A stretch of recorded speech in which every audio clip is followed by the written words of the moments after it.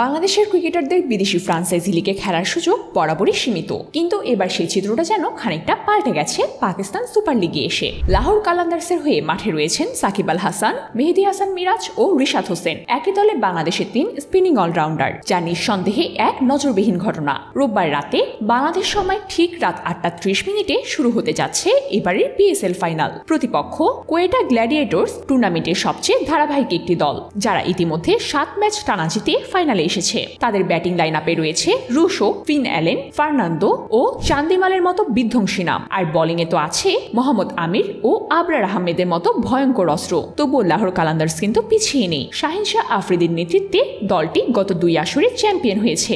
এবারও তাদের লক্ষ্য হেট্রিক, আর সেই মিশনে তারা ভরসা রেখেছেন তরুণ রিশাদ হোসেনের উপর, যিনি মাত্র 22 বছর বয়সে টুর্নামেন্টে এখন পর্যন্ত নিয়েছেন 12টি উইকেট। শুরুতেই ফজল মেহমুদ কাপ অর্জন করে সবাইকে তাক লাগিয়ে দিয়েছেন তিনি। আর সেমিফাইনালে 3 উইকেট নিয়ে তিনি আবারও নায়ক হয়ে উঠেছেন। সাকিব আল হাসানের জন্য এই ফাইনালটি হতে পারে নিজের ফর্মে ফেরার মঞ্চ।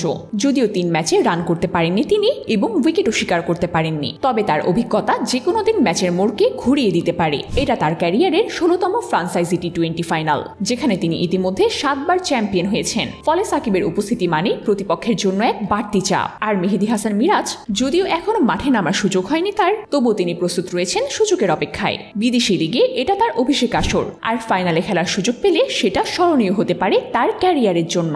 বাংলাদেশের ক্রিকেটারদের জন্য এই মঞ্চ শুধু ফ্রাঞ্চাইজি লিগ নয়, বরং নিজেদেরকে প্রমাণ করার আন্তর্জাতিক ক্ষেত্রও বটে। রোববারের ফাইনাল তাই শুধু পিএসএল এর ট্রফি নয়, বরং বাংলাদেশ ক্রিকেটের জন্য এক নতুন সম্ভাবনার বার্তা। লড়াই শুরু হচ্ছে, আর চোখ থাকবে লাল সবুজের 3 প্রতিনিধির দিকে।